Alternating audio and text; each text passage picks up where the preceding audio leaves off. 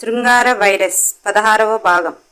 Sarath duty కోసం వెళ్ళాడు. డ్యూటీలో జాయిన్ అయ్యాడు. కానీ ప్రమీలాను వదిలి ఉండటానికి అతను తట్టుకోలేకపోతున్నాడు. అలాగని అక్కడ ఏదైనా ఏర్పాటు చేయాలి అంటే ఇప్పుడప్పుడే అయ్యేలా లేదు. 1 నెల అలా గడిచింది. శరత్కి మొదట ఉద్యోగం కష్టంగా ఉన్నా పోలీసు ఉద్యోగం కదా, ప్రజలను ఎట్లా ఏడిపించుకుంటూ తినాలో శరత్కి తెలుసు. లగ్జరీలకి అలవాటు పడ్డాడు. ఎవరు తగులుతారా, ఏ కేసు తగులుతుందా, ఎవరి దగ్గర ఎంత పిండుకుందామా, మనం ఎంత దండుకుందామా, ఇలానే ఉంటుంది. అటువంటిది ప్రతి మనిషికి త్వరగానే అబ్బుతాయి. అలాగనే శరత్కి ఇంకా త్వరగా అబ్బాయి. శరత్ చక్కగా డ్యూటీ చేస్తూ నైట్ ఫుల్గా తాగుతూ. శరత్ వెళ్ళాలంటే అమ్మాయిలకు కరువెక్కడ. అలా శరత్ తన లైఫ్ ఎంజాయ్ చేస్తూ ప్రమీలను తీసుకుని రావాలి అనే ఆలోచన కన్నా ఆమె వస్తే అతనికి ఇవన్నీ సాగవేమో అని ఆలోచనలో ప్రమీల బాధగా ఎంత ఫోన్ చేసి అడిగినా ఇల్లు దొరకటం లేదు, ఈ ఏరియా మంచిది కాదు, నన్ను ఇక్కడ నుంచి బదిలీ చేద్దామనుకుంటున్నారు అంటూ 6 నెలలు గడిపేశాడు. 1 నెల రోజులు భార్య కోసం ఆలోచించాడు. తరువాత అంతా మరిచాడు. తనతో లైఫ్ కంటే ఇక్కడ లైఫ్ చాలా బాగున్నట్టు ఫీల్ అయ్యాడు. అది మానవ సహజం. ఎందుకంటే స్వర్గ సుఖాలు, లగ్జరీలు ఆర్డర్లు చేసేవారు లేరు. అంటే ఆ లైఫ్ ఎవరికైనా ఇష్టంగానే ఉంటుంది. అలానే శరత్కు కూడా ఇష్టమైనది. ప్రమీల చదువు నిమిత్తము తన కోరికలు అదుపు చేసుకుంది. పెళ్లి తరువాత అటువంటి బంధం అని ఆలోచించింది. ఒక లెక్చరర్కి ఎంత అవగాహన ఉంటుందో ప్రమీలకి అంత అవగాహన ఉంటుంది. ఎందుకంటే ఆమె ఆ స్థాయి వరకు చదువుకుంది.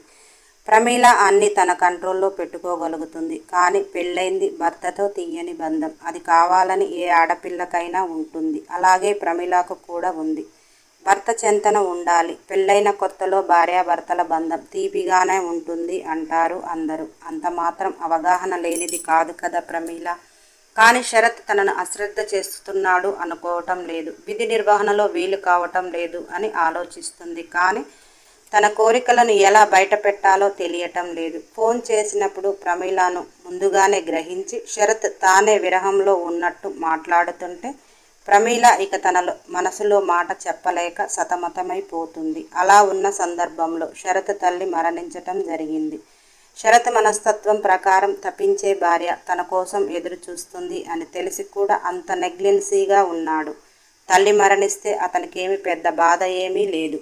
అందులో పెళ్లి తర్వాత తల్లి మంచానికి పరిమితమైనది. కాకపోతే నిర్వర్తించాల్సినవి ఉన్నవి నిర్వర్తించాలి కాబట్టి వచ్చాడు. ప్రమీలకి అత్తగారు మరణించారు. ఆమెతో పెద్దగా ఏమంటూ పరిచయం లేదు. పెళ్ళయి సంవత్సరం అవుతుంది. 6 నెలల నుంచి పుట్టింట్లోనే ఉంటుంది. అంతకుముందు పెళ్ళైన కొత్త అని రాకపోకలే జరిగాయి. అత్తగారు మరణించారు అనే బాధ కంటే శరత్ తన కంటి ముందు ఉన్నాడు అనే ఆనందం, తనతో ఎప్పుడు కలవాలి అనే ఆత్రం. ప్రాణం లేని వాళ్ళుని ఎవరు ఇంట్లో పెట్టుకోరు. చీకటి పడకముందే ఆమెకు అంతిమ సంస్కారాలు చేసేసి వచ్చి ఇల్లు శుద్ధి చేసుకుని ఇంట్లో ఉండాలి. అలా అన్నీ పూర్తయ్యాక ఆ ఇంట్లో మిగిలినది శరత్, ప్రమీల, శరత్ తండ్రి. అందరూ ఎటువారు అటు వెళ్ళిపోయారు. వెళ్ళిపోయిన ఆమె కోసం ఏడ్చేవాళ్ళు ఉంటే ఆ ఇల్లు బాధగా ఉండేదేమో. ప్రమీల శరత్ కోసం తప్పిస్తుంది. శరత్కి ఇప్పుడు బయటికి వెళ్ళటానికి వీలు లేదు. కాబట్టి ప్రమీల భార్య కదా, అది వారికి ఒక మనిషి దూరమైపోయారు అనే ఇల్లులా లేదు.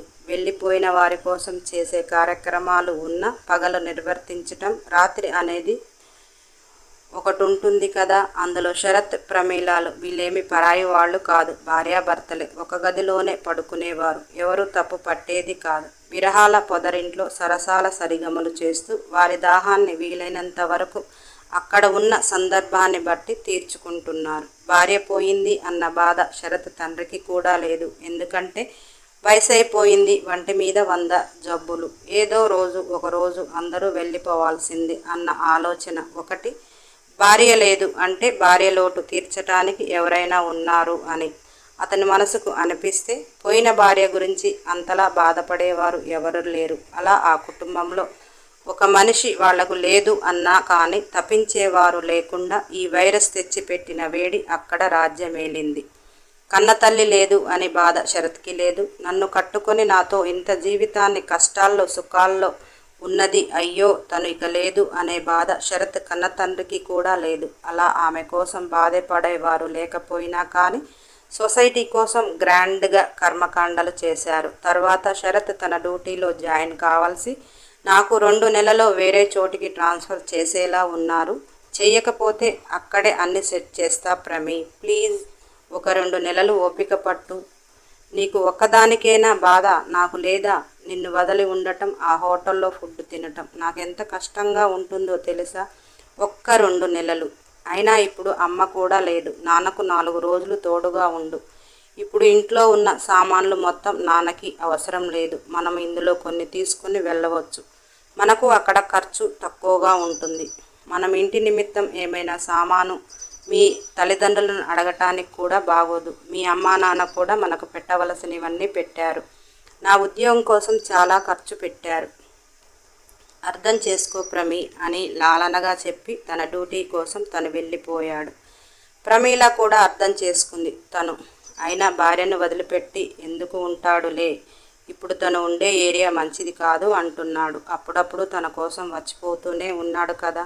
అయినా అత్తగారు చనిపోయి ఉంటే వేరే కాపురం అంటే బాగుంటుందా లే అని తన మౌనంగా అత్తగారింట్లో ఉండిపోయింది. అత్తగారింట్లో ఉన్న ప్రమీలకి ఆ ఇంట్లో పనిచేసే రత్తమ్మ చేదోడు వాదోడుగా ఉంటూ తనకు సహాయంగా ఉంటుంది. రత్తమ్మకి ఏమి పెద్ద వయసు ఉండదు. ఇంచుమించు ప్రమీల వయసే ఉంటుంది. కానీ ఎప్పుడో పెళ్ళైపోయింది.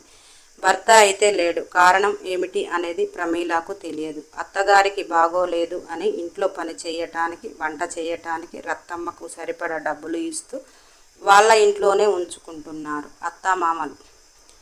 రత్తమ్మ కూడా ఆ ఇంట్లో పని చేయబట్టి 2 సంవత్సరాలు అవుతుంది. ప్రమీల షరతుల పెళ్ళి అప్పుడు కూడా ఉన్నది. ప్రమీల వయసు అయినా కానీ రత్తమ్మ ఏమీ చదువుకోలేదు, మోటుగా ఉంటుంది.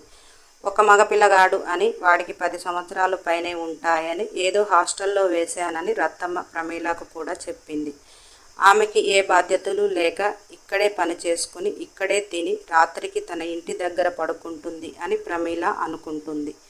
రత్తమ్మతో ప్రమీలకు మంచి పరిచయం ఏర్పడింది. ఎందుకంటే ప్రమీలకు ఆ ఊరు కొత్త. తను బయటికి వెళ్ళదు. తను చదివిన చదువుకి ఎక్కడైనా లెక్చరర్గా చేద్దామన్నా శరత్ ఆమెను ఎప్పుడు తీసుకుని వెళ్తాడో తెలియక ఎదురు చూస్తుంది. ప్రమీలకు ఒంటరితనం, ఏ పని చేయటానికి లేక శరత్ కోసం ఆలోచిస్తూ అతనిపై కోరికలను ఎక్కువగా పెంచుకొని అతని కోసం పరితపిస్తుంది.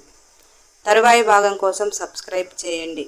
వెంటనే అప్డేట్లు కావాలి అంటే లైక్ చేయండి, షేర్ చేయండి, కామెంట్ చేయండి.